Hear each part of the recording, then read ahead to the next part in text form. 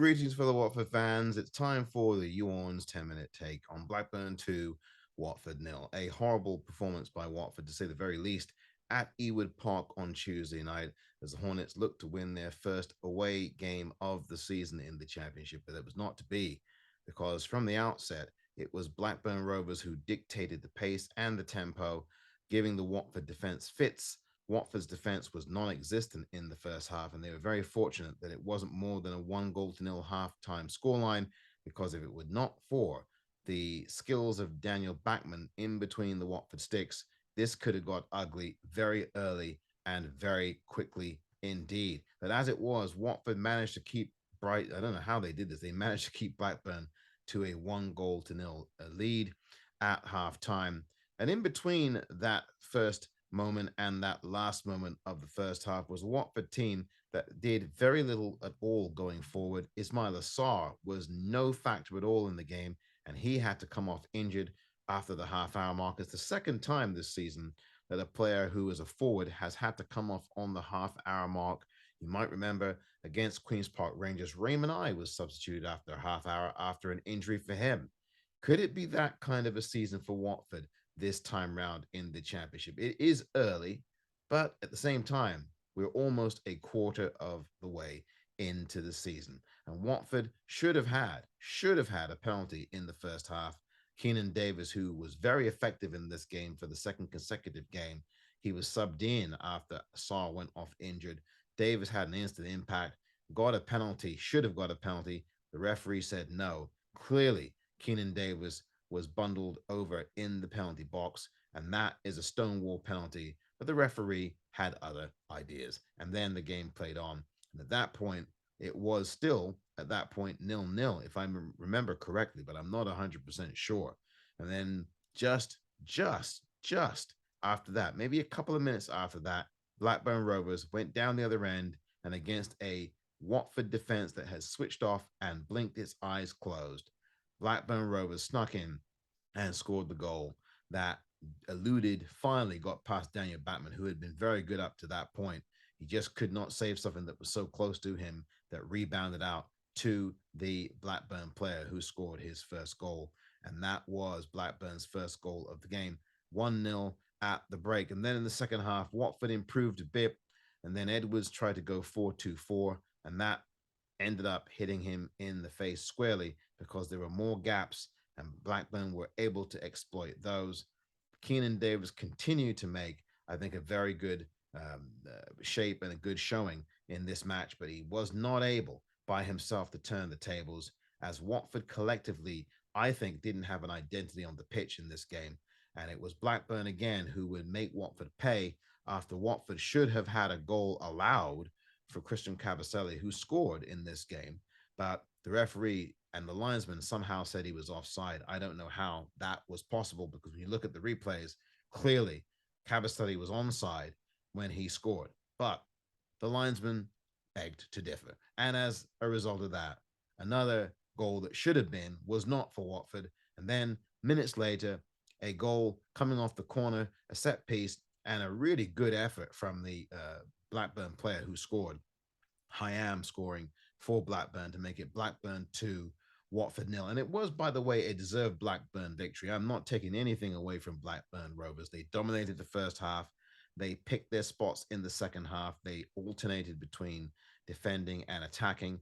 Their manager, JDT, got the balance right in this game. Their manager certainly set out a stall and made sure that his team had an identity.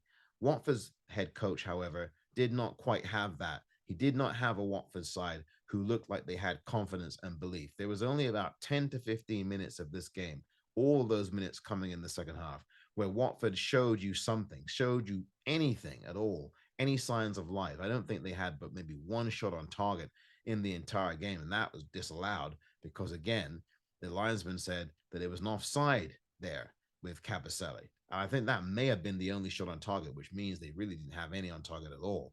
The fact of the matter is the difference between these two sides, apart from Blackburn's dominance in the first half for much of the majority of the first half, is that Blackburn had an identity on the pitch, even when they weren't in the ascendancy in the game. And Watford didn't have an identity at all, even when they were in the ascendancy in this match. That was the difference. And that comes down to a number of things. A, the squad is thin. B, there are a number of injuries. C, there are players playing out of position. And D, this team still has not been able to form an identity under Rob Edwards. Even though Rob Edwards' formation is there, the team itself has still not been able to consecrate something of any consistency to establish an identity under Rob Edwards. And there are Watford fans now who are calling for the departure of Rob Edwards. Now, that to me is short sighted at best, at the most polite. That I think is a short sighted thing to be calling for after 9 games. It is much more, I think, a reasonable thing to do is to look hard at the owner, but also to demand that the owner do something about this defense in January. Now, we would have loved this to have happened 2, 3, 4 seasons ago. And was there a season in recent memory where Watford conceded a joint record low 28 goals in a season? Yes, there was. That was in the 2020-2021 season when Watford were in the championship and they finished second, of course, assuring themselves promotion to the Premier League. And the thing is, many of these players who were in that team are in this team right now. But the difference between then and now is something called time. It's something called 2 seasons. And the defense has continued to decline. After that, they conceded so many goals in the Premier League last season. After that, you start to see the cracks again in that defense. Now, to be fair, Courtney House had been injured, so he was not able to play, and that certainly affected the balance in the defense. But what we also know, whether Courtney House was part of this defense or not, is that Watford's defense has had the same problems throughout a number of seasons, with the exception, of course, of that special 2020 2021 year. Watford's defense has had the same kinds of problems: the switching off, the lack of concentration, the lack of cohesion, and the lack of defensive intensity have been big reasons why Watford have lost games or cost themselves points in the process of getting what could have been a win, but having to settle instead for a point. And that is something that has not changed in the balance over the last number of years. The board must have seen this. They must have looked at this. They follow these games even closer than I do.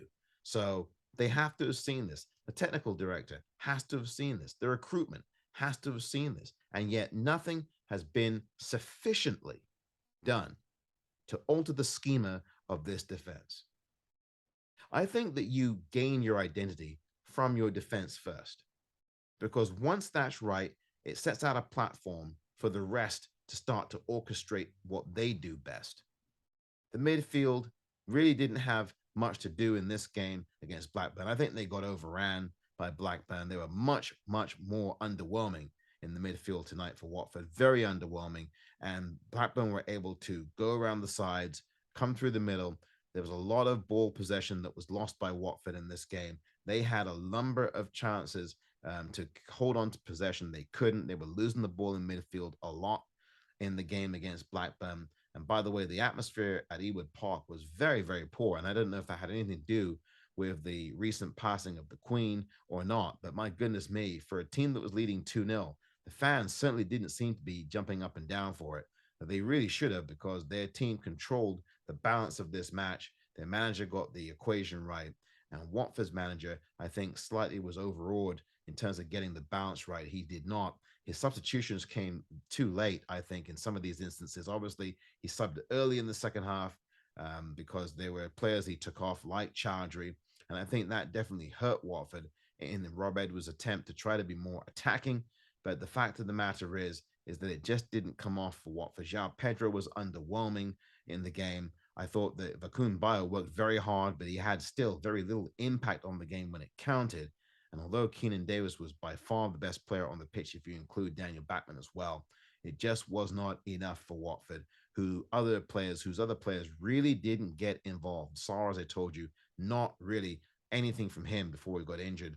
And we also saw the injury to Jeremy Ngakia. I thought Jeremy Ngakia had a pretty decent game. He held down Ben Brereton Diaz. Ben Brereton Diaz Of course, a danger man for Blackburn, the top scorer for Blackburn this season. He was held in check, although he did have some very effective runs. But for the most part, I thought Jeremy Ngake, his first game involved for Watford in the Championship this season, I think did a decent job, a creditable job.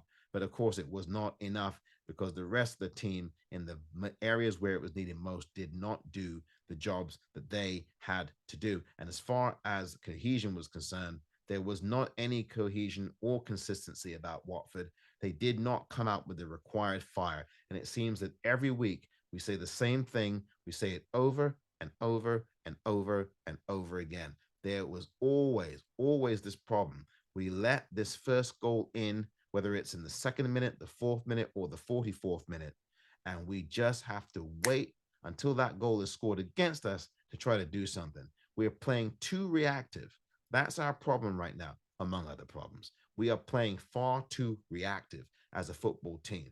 We have to react when the team scores against us before we start to play our football. And that should not be what we should be doing. We shouldn't be gifting teams 1-0 starts before we start to wake up. We shouldn't be held hostage before we even start to play. We have to play a progressive, aggressive, attacking kind of football. And that's what Rob Edwards was brought in for.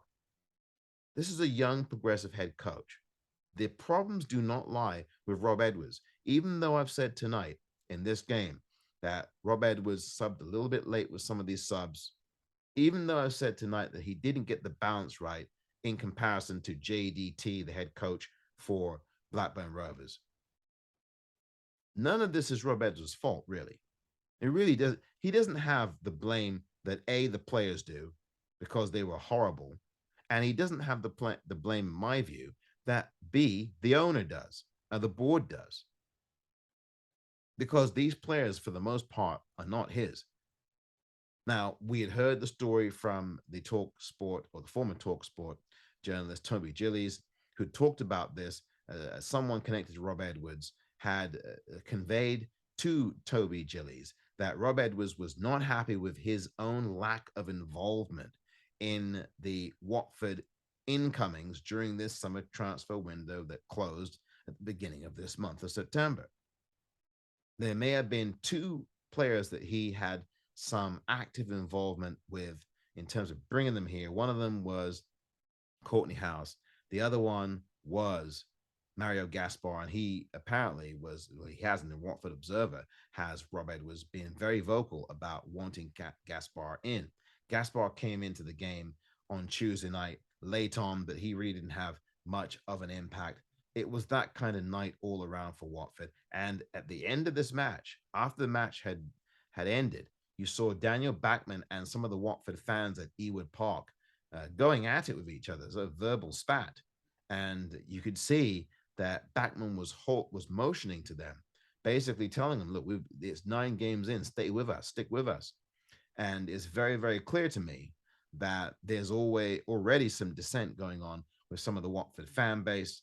They are understandably upset with the poor performances. Who isn't if you're a Watford supporter?